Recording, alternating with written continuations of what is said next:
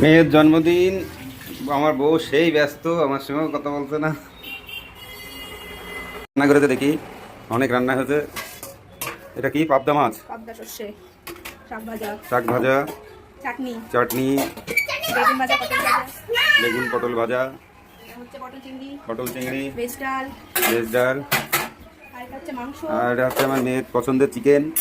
আর মিষ্টি আছে, আর বেগুনি ভাজতে হবে, পাপড়।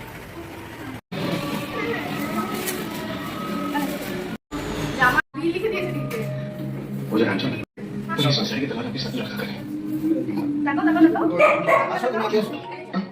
এই দেখ।